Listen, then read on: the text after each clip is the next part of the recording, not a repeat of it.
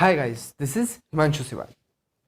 Question number 2.15 15th question आपके सामने है। बहुत इजी और सिंपल सा क्वेश्चन है, थ्योरेटिकल क्वेश्चन है। क्वेश्चन ने पूछा है a spherical conducting shell of inner radius r1 and outer radius r2 has a charge q।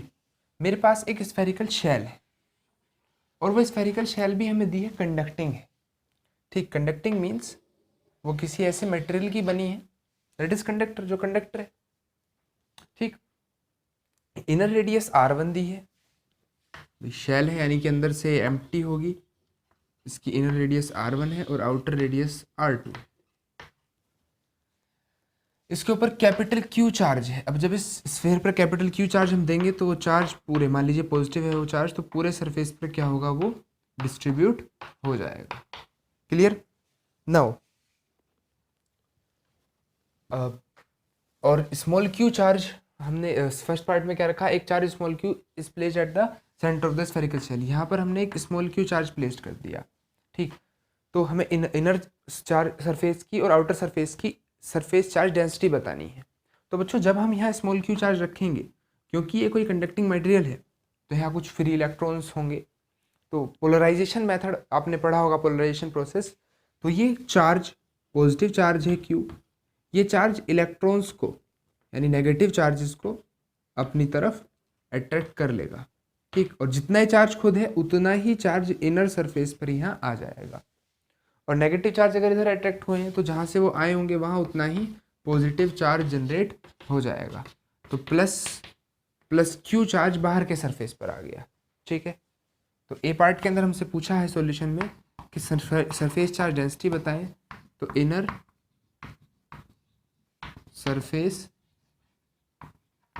Charge density. अब सरफेस चार्ज डेंसिटी का फॉर्मूला आप सभी को पता होगा, चार्ज बाय एरिया। तो चार्ज कितना है, total charge by area.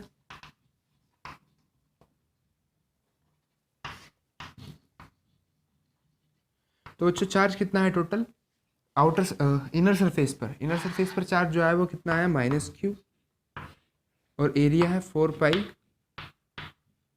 r1 का स्क्वायर। क्लियर, क्योंकि सरफेस जो एरिया होता है स्फीयर का वो 4 r² होता है। Next outer surface charge density की अगर मैं बात करूं, आउटर सरफेस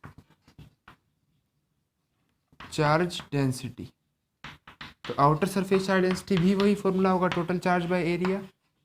लेकिन आउटर सरफेस पे जो टोटल चार्ज है वो कितना है, देखिए कैपिटल क्यू चार्ज तो इनिशियली क्वेश्चन के अंदर दे रखा है और ए पार्ट में दिया है क्यू चार्ज यहाँ रखा, जिसकी वजह से प्लस क्यू यहाँ आ गया। तो टोटल चार्ज कितना है, क्यू प्लस स्मॉल क्यू, और एरिया 4πr²।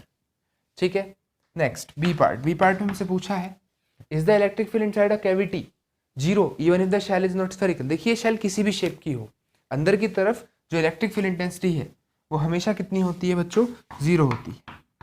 उसका कारण क्या है, देखिए खैर ये तो सेकंड पार्ट है। सेकंड पार्ट में हमसे ये नहीं कह रखा कि यहाँ प्लस क्यू चार्ज है, लेकिन फिर भी मान लीजिए मैं इस केस में भी मानूं और यहाँ एक गॉसियन सरफेस बनाऊं, तो मैं देखूंगा गॉसियन सरफेस के अकॉर्डिंग फ्लक्स का जो फॉर्मूला है वो Q net by epsilon node है, और क्यू नेट जो है वो अब भी 0 है, प्लस क्यू चार्ज यहाँ होने के बावजूद भी, क्योंकि माइनस क्यू यहाँ है प्लस क्यू यहाँ है, टोटल चार्ज अब भी 0 है। और ऐसे ही अगर मैं मान लो स्फीयर बनाऊं, स्फेरिकल शेल बनाऊं और यहाँ कोई चार्ज ही नहीं है, तब हम देखते हैं तो इनसाइड हमेशा चार्ज 0 है। तो इलेक्ट्रिक फील्ड इंटेंसिटी 0 है बिकॉज चार्ज